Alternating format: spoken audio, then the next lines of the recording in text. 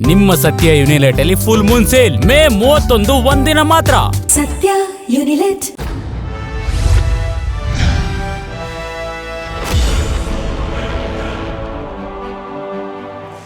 ರಾಜಧಾನಿ ಬೆಂಗಳೂರಿನಲ್ಲಿ ಆಟೋ ಚಾಲಕರ ಜೀವನ ಹೇಗಿದೆ ಅನ್ನುವಂಥ ನಿಟ್ಟಿನಲ್ಲಿ ಅವರನ್ನು ಪ್ರಶ್ನೆ ಮಾಡ್ತಾ ಹೋದಾಗ ಅವರು ಬರೀ ಒಂದೇ ಹೇಳ್ತಾ ಇರುವಂಥದ್ದು, ನಮ್ಮ ಜೀವನಕ್ಕೆ ಅಷ್ಟೇ ಸೀಮಿತ ಆಗಿದೆ, ಯಾವುದೇ ಉಳಿತಾಯ ಆಗ್ತಾ ಇಲ್ಲ, ಮಕ್ಕಳ ಜೀವನಕ್ಕೆ ವಿದ್ಯಾಭ್ಯಾಸ ಕೊಡ್ಲಿಕ್ಕೆ ಆಗ್ತಾ ಇಲ್ಲ, ಸಂಜೆ ಹೋಗಿ ಮನೆಯಲ್ಲಿ ಒಂದು 500 ರೂಪಾಯಿ ಕೊಡೋಣ ಅಂತಂದ್ರೂ ಉಳಿತಾಯ ಮಾಡ್ಲಿಕ್ಕೆ ಆಗ್ತಿಲ್ಲ ಎನ್ನುವಂಥ ನಿಟ್ಟಿನಲ್ಲಿ ಸದ್ಯಕ್ಕೆ ಅಳಲನ್ನು ತೋಡ್ಕೊಳ್ಳುವಂಥ ಕೆಲಸ ಆಗ್ತಾ ಇದೆ.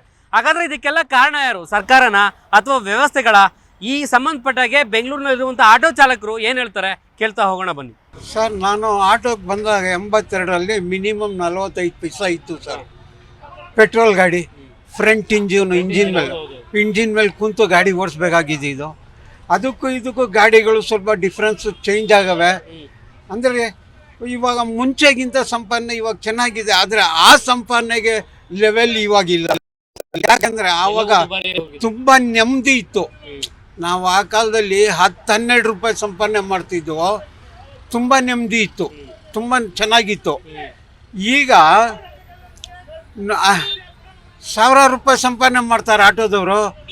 ಏನೂ ಇಲ್ಲ ಸರ್, ಸಾಯಂಕಾಲ ಏನು ಸಾಕಾಗಿಲ್ಲ. ನಾನು ನೋಡಿ ಹಾರ್ಟ್ ಪೇಷಂಟು ಸರ್. ನಾನು ಬೆಳಗ್ಗೆ 9 ಗಂಟೆಗೆ ಗಾಡಿ ಎತ್ತೀನಿ, ಮಧ್ಯಾಹ್ನ 3:30-4 ಗಂಟೆಗೆ ಒಂದು 500 ರೂಪಾಯಿ 600 ರೂಪಾಯಿ ಆಯಿತು ಮನೆ ಕಡೆ ಹೋಗ್ಬಿಡ್ತೀನಿ. ಅದ್ರ ಮೇಲೆ ನಾನು ದುಡಿಯೋಕ್ಕಿಲ್ಲ, ನನಗೆ ಬೇಕಾಗೂ ಇಲ್ಲ. ಯಾಕಂದರೆ ನನಗೆ ಒಬ್ಬನೇ ಗಂಡು ಮಗ ಇರೋದು, ಅವನು ಸರಿಯಾಗಿ ನೋಡೋಕ್ಕಿಲ್ಲ. ನಾವು ಗಂಡ ಹೆಂಡ್ತಿ ಇಬ್ಬರು ಇದ್ದೀವಿ.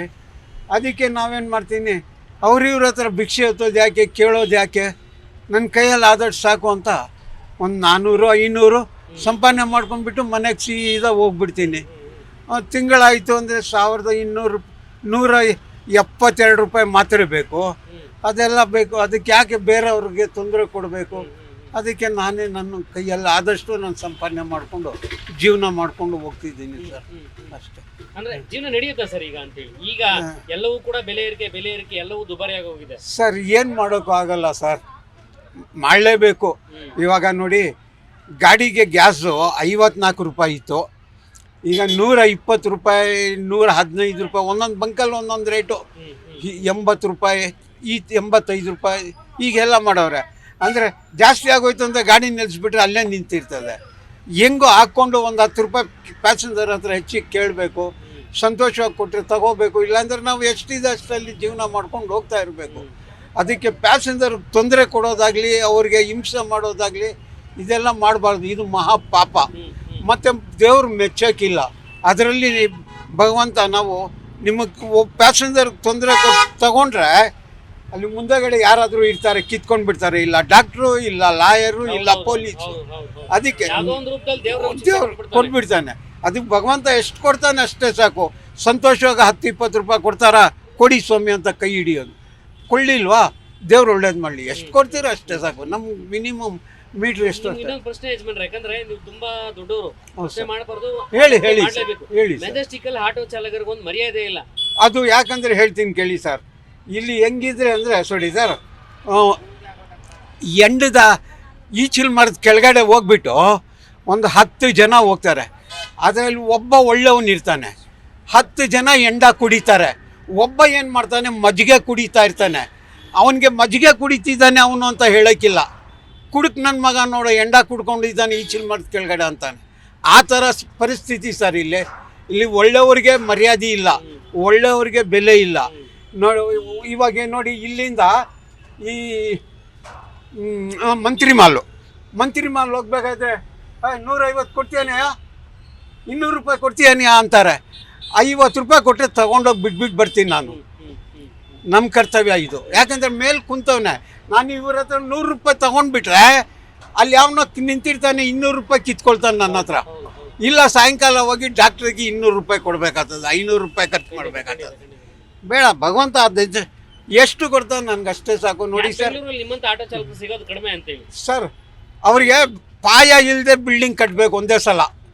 ನಮಗೆ ಮನೆ ನೋಡಿ, ನಾನು ಹುಟ್ಟಿ ಬೆಳೆದಿದ್ದೆ ಇಲ್ಲಿ ಜಾಲಿಮೋಲ. ಇದೆಲ್ಲ ಬಂದು ಕೆರೆ. ಹೌದೌದು, ಕೆರೆ ಇಲ್ಲ ಸರ್, ಕೆಂಪಾಬುದಿ ಕೆರೆ ಇದು. ಇದನ್ನು R ಗುಂಡೂರಾವ್ ಅವರು ಮಾಡಿದ್ದು. ಇಲ್ಲಿ ಸರ್ಕಸ್ ಬರೋದು ಈ ಬಸ್ ಸ್ಟ್ಯಾಂಡ್ ಇದಕ್ಕೆ. ಅಲ್ಲಿ ಗುಬ್ಬಿ ವೀರಣ್ಣ ಅವ್ರ ಟೆಂಟ್ ಇತ್ತು. ರಾಜ್ಕುಮಾರು, ಉದಯ್ ಕುಮಾರು ಇವರೆಲ್ಲ ನಾಟಕ ನೋಡೋಕೆ ಬರೋರು. ಅವ್ರ ಜೊತೆಗೆ ನಾನು ಹೋಗಿ ಕುಂತು ನೋಡಿದ್ದೀನಿ. ರಮೇಶ್, ಈ ಕಲ್ಪನಾ ಇವ್ರ ಜೊತೆ ನಾನು ಹೋಗಿ ನೋಡಿದ್ದೀನಿ ನಾಟಕನ. ಅಂದರೆ ಆ ಕಾಲನೇ ಬೇರೆ. ಅಂದರೆ ಅವಾಗ ಹೆಂಗಿತ್ತು ಅಂದರೆ ಸರ್, ಆಟೋಗೆ ಕಲೆಕ್ಷನ್ನು 10 ರೂಪಾಯಿ ಕೊಡಬೇಕಾಗಿತ್ತು. ನಾನು ಬಂದಾಗ ಡಿಪಾರ್ಟ್ಮೆಂಟಿಗೆ 82ರಲ್ಲಿ 10 ರೂಪಾಯಿ ಓನರ್ಗೆ ಕಲೆಕ್ಷನ್ ಕೊಡಬೇಕಾಗಿತ್ತು. ಈಗ ಬಂದು 250-300 ರೂಪಾಯಿ ಕೊಡಬೇಕು ಓನರ್ಗೆ. ಅದಕ್ಕೆ ಏನೋ ನಿಮ್ಮಂಥವ್ರು ಸಹಾಯ ಮಾಡೋದಕ್ಕೆ ಒಂದು ಗಾಡಿ ಇಟ್ಕೊಂಡಿದ್ದೀನಿ. ಇದರಲ್ಲಿ ಭಗವಂತ ಎಷ್ಟು ಕೊಡ್ತಾನೆ ಅಷ್ಟೇ ಸಾಕು. ದುಡ್ಕೊಳ್ತೀನಿ. ದೇವ್ರಿಗೆ ನಮಸ್ಕಾರ ಮಾಡಿಬಿಟ್ಟು ಋಣಿ ನಾನು ನಿನ್ನ ಚಿರ ಋಣಿ ಅಪ್ಪ ಅಂತ ಹೇಳಿಬಿಟ್ಟು ಜೀವನ ಮಾಡ್ಕೊಂಡು ಹೋಗ್ತಾ ಇದ್ದೀನಿ ಅಷ್ಟೇ ಸರ್. ಆಗ್ತಿದೆ ಸರ್, ಆಗ್ತಿದೆ. ಇಲ್ಲ ಸರ್, ಒಂದಿನಾನು ತೊಂದರೆ, ಒಂದಿನಾನು ಉಪವಾಸ ಅಂತ ಇಲ್ಲ ಸರ್, ಭಗವಂತನ ಕೃಪೆಯಿಂದ. ಅದು ಅಷ್ಟೇ ಸರ್, ಅಷ್ಟೇ. ಅದೇ ಬೆಂಗಳೂರಲ್ಲಿ ಆಟೋ ಚಾಲಕರ ಬದುಕು ನರಕ ಆಗ್ಬಿಟ್ಟಿದೆ ಅಂತಾರೆ. ಜೀವನ ಹೇಗೆ ನಡೀತಿದೆ, ಆಗತ್ತಾ ಅಂತ ಹೇಳಿ? ಚೆನ್ನಾಗಿದೆ ಅಣ್ಣ, ಏನು ನಾರ್ಮಲ್ ಆಗಿ ಚೆನ್ನಾಗಿದೆ, ಏನಂತ ತೊಂದರೆ ಏನಿಲ್ಲ. ಅದೇ ಡ್ಯೂಟಿ ಮಾಡಿದ್ರೆ ಚೆನ್ನಾಗಿದೆ. ಚೆನ್ನಾಗಿ ಓಲೋ ಊಬರ್ ಎಲ್ಲ ಚೆನ್ನಾಗಿ ಡ್ಯೂಟಿ ಮಾಡಿದ್ರೆ, ಸಿನ್ಸಿಯರ್ ಆಗಿ ಕುತ್ಕೊಂಡು ಮಾಡಿದ್ರೆ ವರ್ಕೌಟ್ ಆಗುತ್ತೆ. ಆಮೇಲೆ ಬೆಂಗಳೂರಲ್ಲಿ ಆಟೋ ಚಾಲಕರು ಚಾಲಕರನ್ನ ಪ್ರಶ್ನೆ ಮಾಡ್ತಾರೆ. ಪ್ರಯಾಣಿಕರು ಮೀಟರ್ ಹಾಕದೆ ಓಡಿಸ್ತಾರೆ. ಯಾಕೆ ಓಡಿಸ್ತಾರೆ? ನಾವು ಮೀಟರ್ ಹಾಕಿದ್ರೆ ಬರ್ತೀವಲ್ಲ ಅನ್ನೋಂಥದ್ದು ಪ್ರಶ್ನೆ ಮಾಡ್ತಾರೆ. ಮೀಟರ್ ಹಾಕೊಂಡು ಓಡಿಸ್ತಾರೆ. ಮೀಟರ್ ಆಗಿ ಯಾರು ಮೀಟರ್ ಬರೋರೇ ಇಲ್ಲ, ಎಲ್ಲ ಆನ್ಲೈನ್. ಓಲೋ ಊಬರ್ ರ್ಯಾಪಿಡೋ ಅದನ್ನ ಬುಕ್ ಮಾಡ್ತಾರೆ. ನಾವು ಮನೆ ಹತ್ರಕ್ಕೆ ಹೋಗಿ ಪಿಕಪ್ ಮಾಡಿ ಅವ್ರು ಫೋನ್ ಮಾಡಿ ಕರ್ಕೊಂಡು ಹತ್ತಿಸ್ಕೊಂಡು ಹೋಗಿ ಡ್ರಾಪ್ ಮಾಡ್ತೀವಿ. ಈಗೆಲ್ಲ ಆಲ್ 90% ಆನ್ಲೈನ್. ಇನ್ನ ಯಾರೋ ಫೋನ್ ಇಂದೋದವರು ಇದಾಗ್ತಾರೆ ಅಷ್ಟೇ. ಮೀಟರ್ ಹಾಕ್ತಾರೆ, ಮೀಟರ್ ಆಲ್ಮೋಸ್ಟ್ ಹಾಕ್ತಾರೆ. ಯಾರೋ ಕೆಲವ್ರು ಹಾಕಲ್ಲ, ತಪ್ಪು ಕೆಲವರು ಇದಾರೆ. ಅಂತವ್ರು ಇದಾರೆ, ಏನ್ ಮಾಡಕ್ಕಲ್ಲ. ಒಳ್ಳೆಯವ್ರ ಮಧ್ಯನೂ ಕೆಟ್ಟವ್ರು ಇದ್ದೇ ಇರ್ತಾರೆ. ಇದಾರೆ, ಏನು ಮಾಡಕ್ಕಲ್ಲ ಅವ್ರು. ಮೆಜೆಸ್ಟಿಕಲ್ ಆಟೋ ಚಾಲಕರು ಒಂದ್ ರೀತಿ ಕೆಟ್ಟ ಹೆಸರು ಇದೆ. ಅದು ಬೇಡ, ಇಲ್ಲ ಇರ್ತಾರೆ, ಇದಾರೆ ಇಲ್ಲ ಅಂತ ಹೇಳಕ್ಕಲ್ಲ. ಇಲ್ಲಿದ್ದಾರೆ, ಹಳೆ ಇದ್ದಾರೆ, ಮಾಡ್ತಾರೆ, ಏನು ಮಾಡಕ್ಕಲ್ಲ. ಅವ್ರಿಗೆ ಪೊಲೀಸ್ನವರು ಅವ್ರನ್ನ ಪೊಲೀಸರೇ ಸರಿ ಮಾಡಿಸ್ಬೇಕು. ಅವ್ರನ್ನ ನಾವೇನು ಮಾಡಕ್ಕಲ್ಲ. ಅವ್ರಿಗೆ ಬಂದು ಅವ್ರು ಹೊಂಟು ಕೇಳ್ತಾರ, ಅದು ಕೇಳಬಾರ್ದು, ತಪ್ಪು ಕೇಳಬಾರ್ದು. ಅದ್ರ ಕೇಳೋದು ತಪ್ಪು. ಏನೋ ಒಂದು 10 ರೂಪಾಯಿ 20 ರೂಪಾಯಿ ಎಕ್ಸ್ಟ್ರಾ ಕೇಳೋದೇನು ತೊಂದರೆ ಇಲ್ಲ. ಜಾಸ್ತಿ ಕೇಳಬಾರ್ದು, ತೊಂದರೆ ಕೊಡಬಾರ್ದು.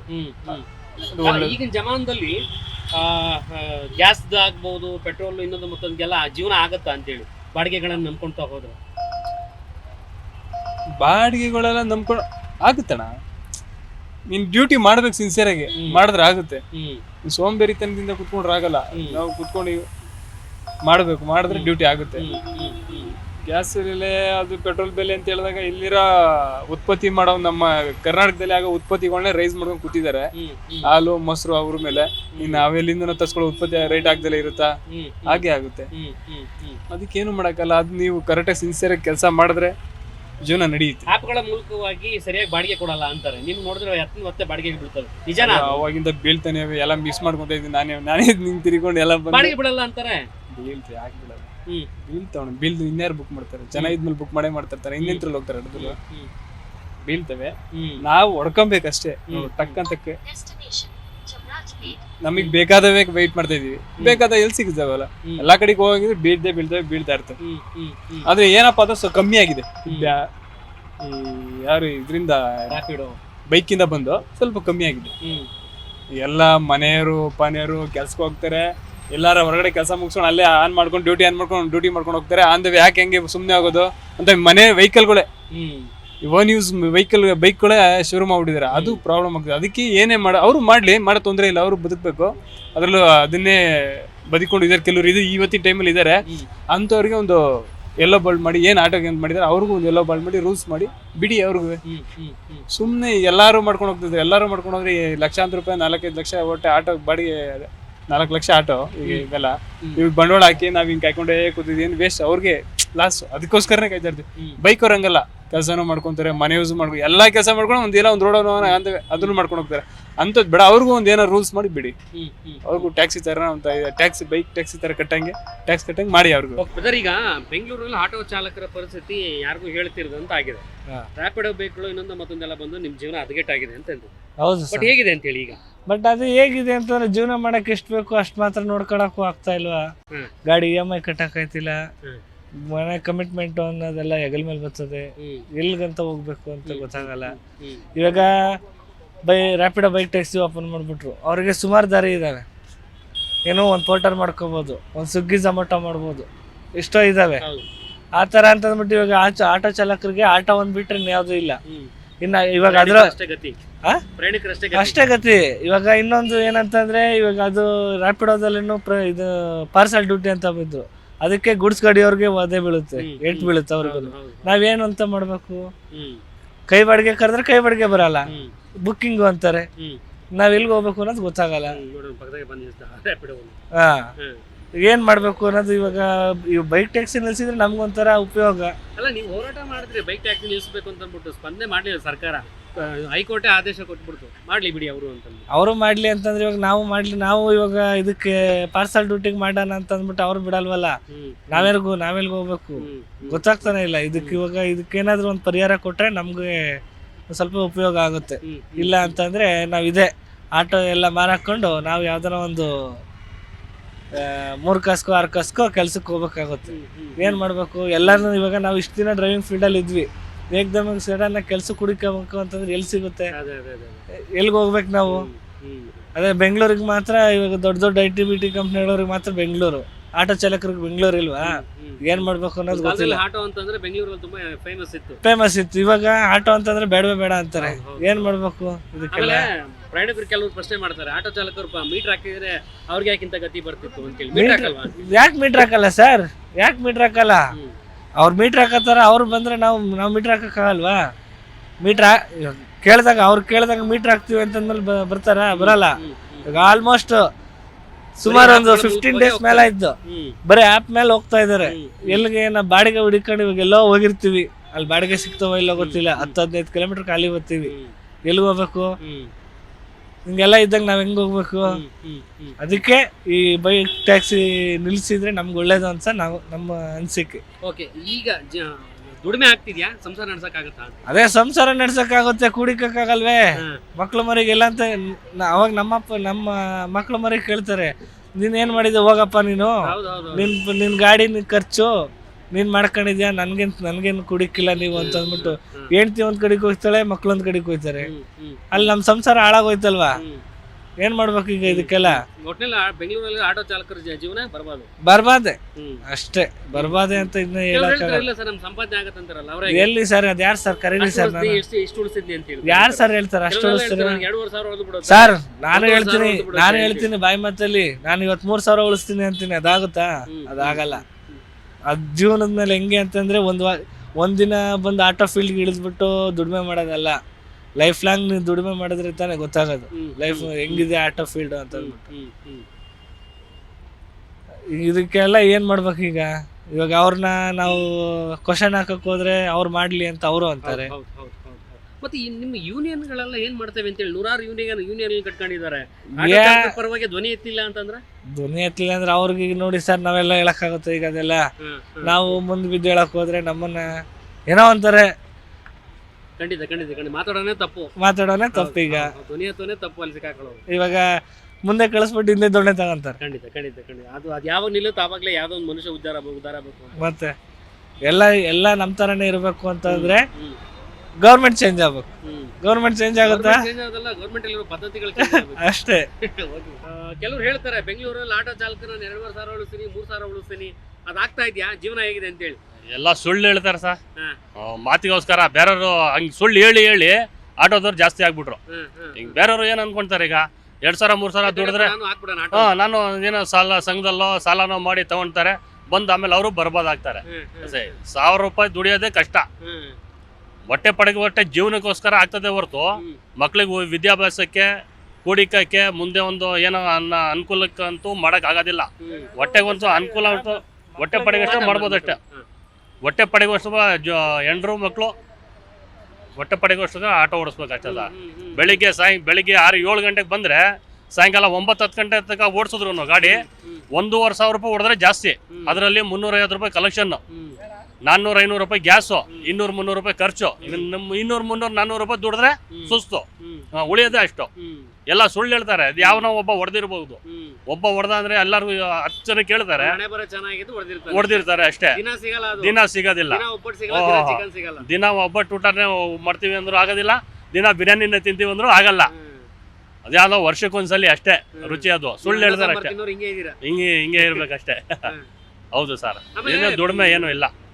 ಆಮೇಲೆ ಕೆಲವರು ಪ್ರಯಾಣಿಕರು ಹೇಳ್ತಾರೆ ಮೀಟರ್ ಹಾಕಿದ್ರೆ ಜೀವನ ಆಗ್ತಿತ್ತಲ್ಲ ಅಂತ. ಮೀಟರ್ ಹಾಕಿದ್ರೆ ಆಗತ್ತಾ? ಇಲ್ಲ ಸರ್, ಆಗೋದಿಲ್ಲ. ಇಲ್ಲ ಯಾರು ಸರ್ ಅವ್ರೆ ಬಸ್ ಫ್ರೀ ಮಾಡ್ಬಿಟ್ಟವ್ರು ಸರ್ಕಾರದವರು. ಯಾರು ಬರ್ತಾರೆ ಈಗ? ಮೊದ್ಲಂದ್ರೆ ಏನೋ ಹೇಳ್ಬೋದಾಗಿತ್ತು, ದುಡಿತೇವೆ ಪರವಾಗಿಲ್ಲಪ್ಪ 1,000 ರೂಪಾಯಿ ದುಡಿದಿದ್ದೀವಿ ಅಂತ. 3 ವರ್ಷದಿಂದ ಬಸ್ ಕಾಂಗ್ರೆಸ್ ಸರ್ಕಾರ ಬಂದು ಬಸ್ ಫ್ರೀ ಮಾಡಿದ ಆದ್ಮೇಲೆ ಅದೇ ಅವರು ಬರೋದಿಲ್ಲ ಈಗ. ಹಂಗಾಗ್ಬಿಟ್ಟು ಬಸ್ಸು ಮೇನ್ ನಮ್ಮ ಸರ್ಕಾರದ ಪದ್ಧತಿ ಚೇಂಜ್ ಮಾಡಬೇಕು. ಆಟೋ ಫ್ರೀ ಮಾಡೋದು ನಿಲ್ಲಿಸ್ಬೇಕು. ಅವಾಗಲೇ ಸ್ವಲ್ಪ ಆಟೋದವ್ರಿಗೆ ಹೊಟ್ಟೆ ತುಂಬ ಅನ್ನ ಸಿಗ್ತದೆ. ಅಷ್ಟೇ. ಬೆಂಗಳೂರಲ್ಲ ಸರ್, ಇಡೀ ನಮ್ಮ ಕರ್ನಾಟಕದಲ್ಲೇ ಅಷ್ಟು. ಇಡೀ ಬೆಂಗಳೂರಲ್ಲೇ ಇಷ್ಟೊಂದು, ನಮ್ಮ ಕರ್ನಾಟಕದ ರಾಜಧಾನಿ ಬೆಂಗಳೂರಲ್ಲೇ ಇಷ್ಟು ತೊಂದರೆ ಐತೆ ಅಂದ್ರೆ ಇನ್ನು ಹಳ್ಳಿ ಕಡೆ ಇನ್ನೆಲ್ಲಿ ಬೇರೆ ಕಡೆ ಎಲ್ಲಿ ಇದಿರುತ್ತೆ? ಎಲ್ಲೂ ಇಲ್ಲ ಸರ್. ಆಟೋದವ್ರಿಗೆ ಎಲ್ಲೂ ಇಲ್ಲ, ನಮ್ಮ ಕರ್ನಾಟಕ ರಾಜ್ಯದಲ್ಲೇ ಇಲ್ಲ, ದುಡಿಮೆನೇ ಇಲ್ಲ. ನಾನು ತುಮಕೂರಲ್ಲಿದ್ದೆ, ತುಮಕೂರಿಂದ ಈಗ ಇಲ್ಲಿಗೆ ಬಂದಿರೋದು. ಇಲ್ಲಿಗೆ ಬಂದು 1-2 ತಿಂಗಳಾಯ್ತು. ಇಲ್ಲೂ ಅದೇಗಳು. ತುಂಬಾ ಕಷ್ಟ ಇದೆ ಸರ್, ಜೀವನ ಮಾಡೋದು ತುಂಬಾ ಕಷ್ಟ. ಉಳಿತಾಯಕ್ಕೆ ಇಲ್ಲ, ವಿದ್ಯಾಭ್ಯಾಸಕ್ಕೆ ಇಲ್ಲ ಸರ್ ಮಕ್ಕಳಿಗೆ. ಗೌರ್ಮೆಂಟ್ ಶಾಲೆಯಲ್ಲಿ ಓದಿಸ್ಬೇಕಷ್ಟೇ. ಪ್ರೈವೇಟಲ್ಲಿ ಓದಿಸ್ತೀವಿ ಅಂದ್ರೆ ಆಗೋದಿಲ್ಲ. ಹೊಟ್ಟೆ ಪಡೆಗೆ ಒಂದು ಸ್ವಲ್ಪ ಅನುಕೂಲ ಮಾಡ್ಕೊಂಡು ಜೀವನ ಮಾಡ್ಕೊಂಡು ಅಷ್ಟೇ.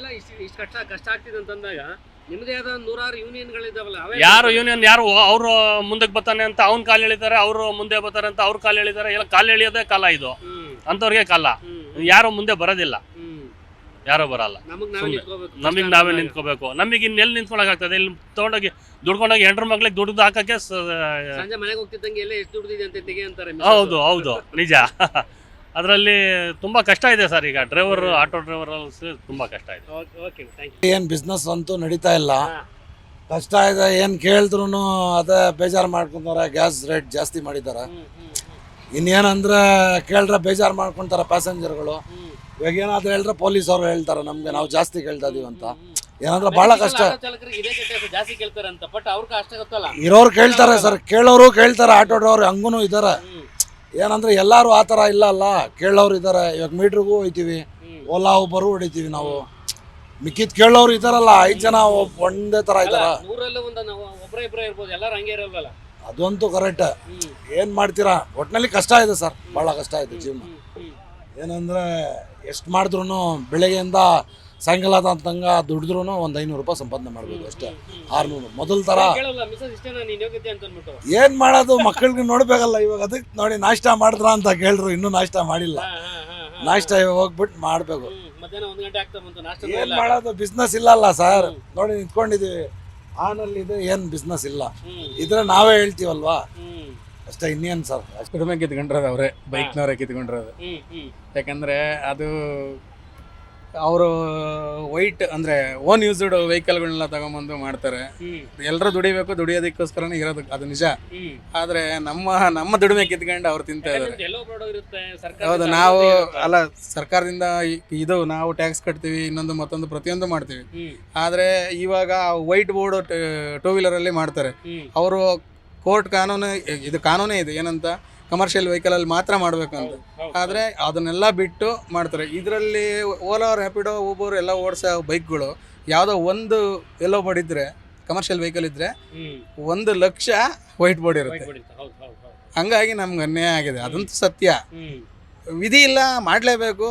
ಫ್ಯಾಮಿಲಿ ಕಮಿಟ್ಮೆಂಟ್ಗಳು ಎಲ್ಲದಕ್ಕೂ ಮಾಡಲೇಬೇಕು, ಹಂಗಾಗಿ ಮಾಡ್ತಾ ಇದೀವಿ. ಅದು ಬಿಟ್ರೆ ಬೇರೆ ಏನಿಲ್ಲ. ಸಂಪಾದನೆ ಯೂನಿಯನ್ಗಳು ಕೂಡ ಸಿಕ್ಕಾಪಟ್ಟೆ ಹೋರಾಟ ಮಾಡಿದ್ವು, ಯಾವ ಸಕ್ಸಸ್ ಆಗಲಿಲ್ಲ ಅನ್ಸುತ್ತೆ. ಯೂನಿಯನ್ ಅವರು ಮಾಡ್ತಾನೆ ಇದ್ದಾರೆ. ಆದರೆ ಎಲ್ಲಿ ಬಡಿಬೇಕಾ ಅಲ್ಲಿ ಬಡಿದ್ರೆ ಮಾತ್ರ ಬಗ್ಗೋದು. ಸುಮ್ಮನೆ ನಾವು ಮೈಕ್ ಸಿಕ್ತು ಅಂತ ಮಾತಾಡೋದು. ಯೂನಿಯನ್ ಅವರು ಮಾತಾಡ್ತಿದ್ದಾರೆ, ಹೋರಾಟ ಮಾಡ್ತಾನೆ ಇದ್ದಾರೆ, ಇವತ್ತಿನವರೆಗೂ ಮಾಡ್ತಾನೆ ಇದ್ದಾರೆ.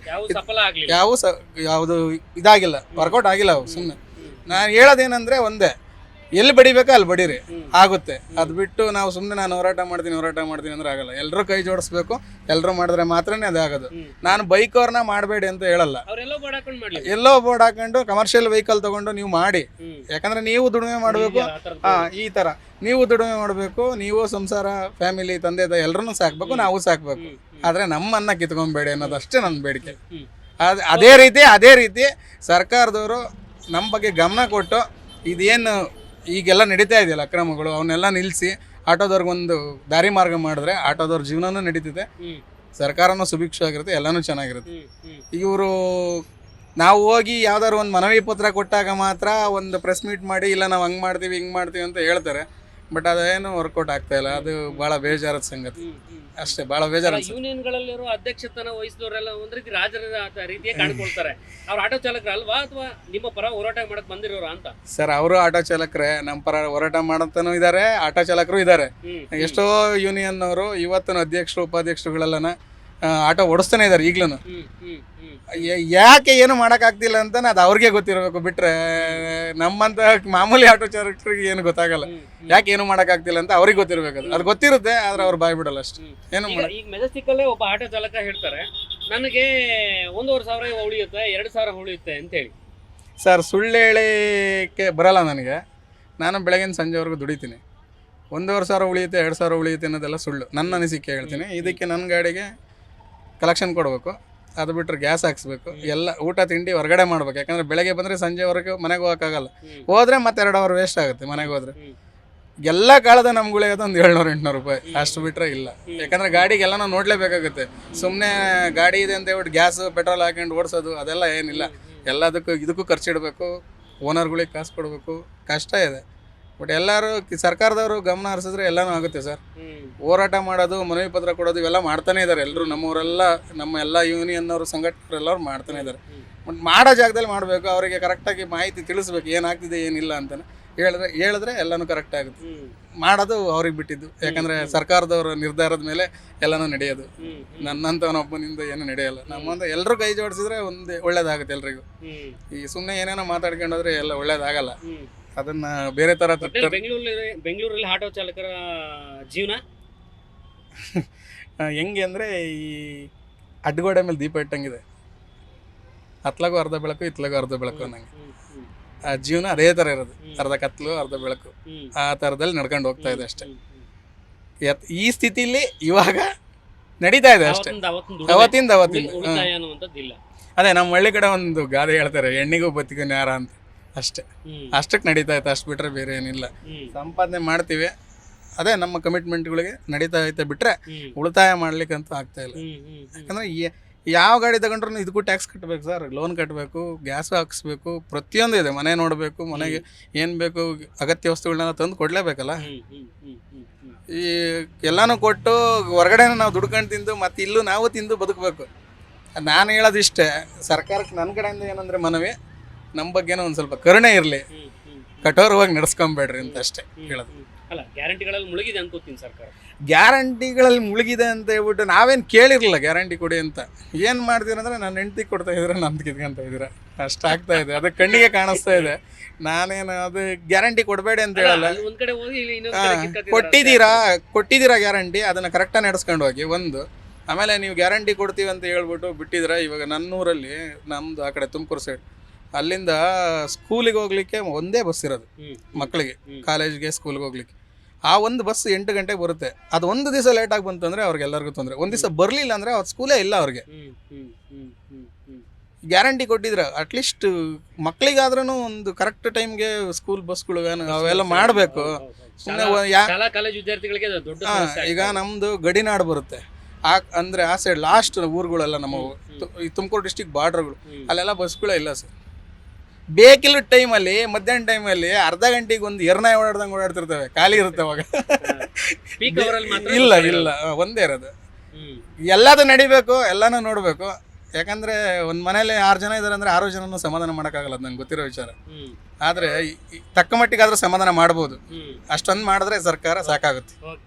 ನೋಡಿದ್ರಲ್ಲ, ಬೆಂಗಳೂರಿನಲ್ಲಿ ಇರುವಂತಹ ಆಟೋ ಚಾಲಕರ ಪರಿಸ್ಥಿತಿ. ಸದ್ಯಕ್ಕೆ ಮೆಜೆಸ್ಟಿಕ್ನಲ್ಲಿ ಸಾಕಷ್ಟು ಆಟೋ ಚಾಲಕರನ್ನ ಮಾತನಾಡಿಸುವಂಥ ಸಂದರ್ಭದಲ್ಲಿ ನಮಗೆ ದುಡಿಮೆ ಇಲ್ಲ, ಒಂದು ವೇಳೆ ದುಡಿಮೆ ಆದರೂ ಕೂಡ ಮನೆಗಾಗಿ ವಾಪಸ್ಸು ದುಡ್ಡು ಕೊಡಲಿಕ್ಕೆ ಆಗ್ತಾ ಇಲ್ಲ. ಇದಕ್ಕೆ ಸರ್ಕಾರವೇ ನೇರ ಹೊಣೆ. ನಮ್ಮ ದುಡಿಮೆಯನ್ನು ಕಿತ್ಕೊಂಡಿರುವಂಥದ್ದು ರ್ಯಾಪಿಡೋ ಸೇರಿದಂತೆ ನಾನಾ ರೀತಿಯಾದಂಥ ಆ್ಯಪ್ಗಳು ಬಂದಿದ್ದಾವೆ. ಅವೆಲ್ಲವನ್ನೂ ಕೂಡ ಮೊಟಕುಗೊಳಿಸಬೇಕಂದ್ರೆ ಬಂದ್ ಮಾಡಿಸ್ಬೇಕು, ಅಥವಾ ನಮಗಿರುವಂತಹ ಅವ್ಯವಸ್ಥೆ ಏನಿದೆಯೋ ಆಟೋ ಚಾಲಕರಿಗೆ ಆ ಅವ್ಯವಸ್ಥೆಗಳನ್ನು ಸರಿಪಡಿಸಿದ್ರೆ ಅಟ್ಲೀಸ್ಟ್ ನಮ್ಮ ದುಡಿಮೆಗಾದರೂ ಆಗುತ್ತೆ ಜೀವನ ಎನ್ನುವಂಥ ನಿಟ್ಟಿನಲ್ಲಿ ಅಳಲನ್ನು ತೋಡ್ಕೊಳ್ತಾ ಇದ್ದಾರೆ. ಜೊತೆಗೆ ಬೆಂಗಳೂರಿನಲ್ಲಿರುವಂಥ ಆಟೋ ಚಾಲಕರು ಬಹುತೇಕ ಆ್ಯಪ್ಗಳ ಮೂಲಕವಾಗಿ ನಂಬ್ಕೊಂಡಿರುವಂಥದ್ದು. ಕೆಲವರು ಹೇಳ್ತಿರುವಂಥ ಮಾಹಿತಿ ನೋಡೋದಾದರೆ ನಾವು ಮೀಟ್ರನ್ನು ಹಾಕ್ತೇವೆ, ಜೊತೆಗೆ ಬಾಡಿಗೆಯನ್ನು ತೆಗೆದುಕೊಳ್ತೇವೆ, ಬಾಡಿಗೆ ತೆಗೆದುಕೊಳ್ಳುವಂಥ ಸಂದರ್ಭದಲ್ಲಿ 10-20 ಕೊಟ್ಟರೆ ಅದನ್ನು ಕೂಡ ಇಸ್ಕೊಳ್ತೇವೆ. ಯಾಕಂತ ಹೇಳಿದ್ರೆ ನಮಗಿರುವಂಥ ಕಷ್ಟ ಆ ರೀತಿಯಾದಂಥ ಪರಿಸ್ಥಿತಿ ನಿರ್ಮಾಣ ಆಗಿದೆ. ಇದೆಲ್ಲದಕ್ಕೂ ಕೂಡ ಸರ್ಕಾರವೇ ನೇರ ಹೊಣೆ. ಸರ್ಕಾರ ಸರಿಯಾದ ರೀತಿಯಲ್ಲಿ ನಮ್ಮ ಕಡೆ ಸ್ಪಂದಿಸಿದ್ದಿದ್ರೆ ನಮಗೆ ಇಂಥ ಕಷ್ಟ ಬರಲಿಲ್ಲ ಎನ್ನುವಂಥ ನೋವನ್ನು ಒಟ್ಟಾರೆಯಾಗಿ ನಮ್ಮ ಜೊತೆ ಇವತ್ತು ಹಂಚ್ಕೊಂಡಿದ್ದಾರೆ.